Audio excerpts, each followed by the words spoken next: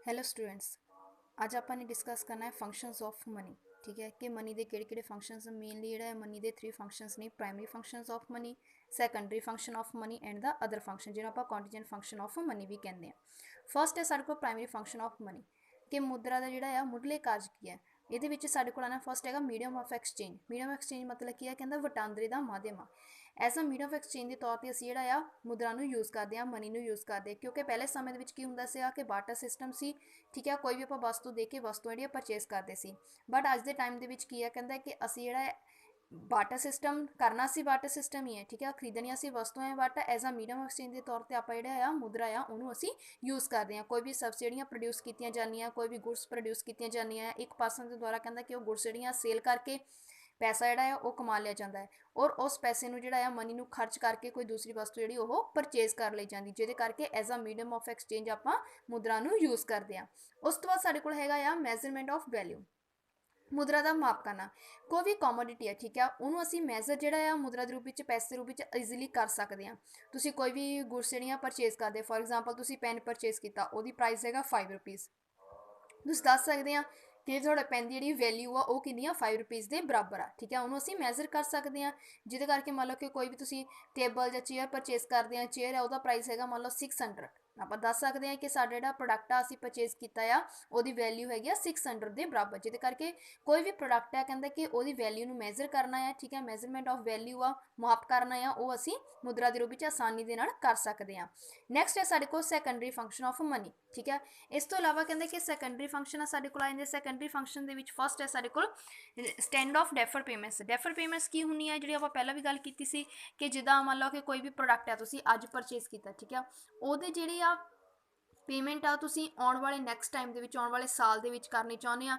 जेकर साढ़े को मीडियम एक्सचेंज के तौर पर करंसी है, पैसा है, ठीक है, मुद्रा है, दैन असी ईजीली जोड़ा उन्होंने आने वाले समय के लिए जोड़ा टाल सकते हैं। ठीक है, उस तो बाद साढ़े को आता store of value. Store of value के की है मतलब कि तुम उन्होंने स्टोर करके पैसा आ तुम ईजीली उन्होंने कितने भी स्टोर करके रख सकते, इकट्ठा करके रख सकते हैं क्योंकि हर आदमी जोड़ा वो पैसे को इकट्ठा करता है ताकि उन्होंने आने वाले फ्यूचर के कोई भी प्रोडक्ट उन्हें खरीदना है, ठीक है, उन्होंने ईजीली खरीद सके। जो बट जो अनाज से या कोई भी भंडार से, ठीक है, उन्होंने जो स्टोर करके रखने के मुश्किल आती सी। बट मुद्रा जो अस ईजीली सोने चांदी सिक्कों के रूप में भी आ, ठीक है, उन्होंने भी स्टोर करके रखा जा सकता है। नैक्सट साढ़े को आता है ट्रांसफर ऑफ वैल्यू। ठीक है, ट्रांसफर ऑफ वैल्यू की है कहते कि मुल का हस्तांतरण करना। हस्तांतरण किमें हो सकता है, ट्रांसफर किमें करते कहते कि हम जो मुद्रा है, ठीक है, वो की है लीगल टेंडर मनी है कि आम स्वीकार तो उन्होंने मिली हुई कानून के तौर पर कोई भी परसन जो उन्होंने लैन तो इनकार नहीं कर सकता, जिद करके असी की है कि अपनी प्रॉपर्टी जी एक थां तो असी जो बेच के किसी दूसरी थां के उपर जाके उन्होंने परचेज कर सकते। इदा नहीं कि सूँ अपनी प्रॉपर्टी चाह के कितने ले जाना पेगा। अज इतने अपने प्रॉपर्टी आपने सेल की, पैसा ले लिया तो उस पैसे को असी अगे जाके जोड़ा किसी होर परसन तो जोड़ा पैसा दे के, क्योंकि आम स्वीकार तो वो परसन पैसा लैन तो इनकार नहीं कर सकता। ठीक है, तो जेकर सूँ प्रॉपर्टी देनी चाहता है दैन पैसा लैके सूँ प्रॉपर्टी दे सकता है, ईजीली जोड़ा असी ट्रांसफर कर सकते अपनी वैल्यू। उस तो बाद साढ़े को आते हैं next other function. Other function जो उन्होंने असी कॉन्टीजेंट फंक्शनस भी कहते हैं, जिद साढ़े को फस्ट है साढ़े को distribution of national income. National income की होंगी राष्ट्रीय आमदन कि जो साढ़े देश के जो राष्ट्र के रिसोर्सिज आ उन्होंने द्वारा जिन्नी भी इनकम जी किसी भी रिसोर्स तो जी चाहे गुड्स आ या सर्विसिज आ उन्होंने प्रोड्यूस हुई, ठीक है, वो साढ़े को जी भी इनकम प्राप्त होएगी उन्होंने असी नैशनल इनकम कहते हैं। हम है डिस्ट्रीब्यूशन ऑफ नैशनल इनकम कहते कि जो भी असी आउटपुट प्रोड्यूस करते हैं, ठीक है, उन्हें आउटपुट प्रोड्यूस करने जो फैक्टर ऑफ प्रोडक्शन जो यूज़ किए है, ठीक है, किसी भी फॉर्म के हो सकते हैं गुड्स प्रोड्यूस करनी, लैंड, लेबर, कैपिटल, इंटरप्रेन्योर। ठीक है, मेनली आप जो 4 फैक्टर यूज़ करते हैं आउटपुट को प्रोड्यूस करने के लिए।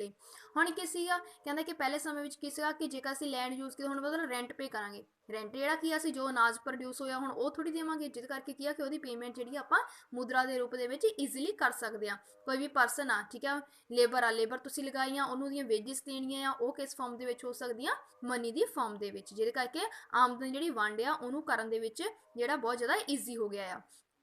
To provide the maximum satisfaction to consumer कहते कि जो कंज्यूमर है, ठीक है, उन्होंने वध तो वध संतुष्टि का साधन है। एक साढ़े को आता लॉ ऑफ इकीमाजुलिटी। यूटिलिटी की गल करते यूटिलाइजेशन होंगे कि कोई भी रिसोर्स जो यूज़ करते, ठीक है, वो तो देखना है कि थोड़ा कितनी सैटिस्फैक्शन कितनी यूटिलिटी जी तो प्राप्त हो रही है। हम आप कोई भी पैसा खर्च करते हैं, जेकर सूँ वो पैसा खर्च करके कोई यूटिलिटी कोई सैटिस्फैक्शन नहीं हुई दैन आप जो सैटिस्फाइड नहीं होवे। ठीक है। बट जेकर मान लो कि तुसी एक बुक ही परचेज करते, ठीक है, तुसी बुक परचेज की 500 की, बट थानू लगा कि मैनू ये तो बहुत ज़्यादा सैटिस्फैक्शन हासिल हो रही है कि मेरे बहुत ज़्यादा यूज़ आ रही है बुक, ठीक है, जिद करके वो तो तुष्टिगुण जो यूटिलिटी है थानू बहुत ज़्यादा मिलती है, जिद करके अधिकतम संतुष्टि का साधन साडा की बनता है, मनी, कि असं अपना पैसा उत्थे ही खर्च करते हैं जिथे सानू वध तो वध जी सैटिस्फैक्शन जो यूटिलिटी जी प्राप्त होगी। उस तो बाद to provide the maximum profit to the producer. हुण कहंदा कोई प्रोड्यूसर आ, कोई भी कॉमोडिटी जिहड़ियां प्रोड्यूस करदा पिया, ਉਹਨੂੰ ਕਹਿੰਦਾ ਕਿ ਉਹਦੇ ਕੀ ਆ ਕਿ ਉਹਨੂੰ ਆਪਣੇ ਜਿਹੜਾ ਪ੍ਰੋਫਿਟ ਆ ਉਹਨੂੰ ਮੈਕਸੀਮਾਈਜ਼ ਕਰਨਾ ਚਾਹੁੰਦਾ। ਮੈਕਸੀਮਮ ਪ੍ਰੋਫਿਟ ਕਿਵੇਂ ਹੋਏਗਾ, ਜੇਕਰ ਆਪਣਾ ਕੋਈ ਵੀ ਪ੍ਰੋਡਕਟ ਹੈ, ਠੀਕ ਹੈ, ਉਹਨਾਂ ਨੂੰ ਸੇਲ ਕਰਦਾ ਆ, ਉਹ ਤੋਂ ਕੀ ਉਹ ਦੇਖਦਾ ਹੈ ਕਿ ਜਿਹੜੇ ਉਹਨੇ ਫੈਕਟਰ ਪਰਸਨ ਲਾਏ ਆ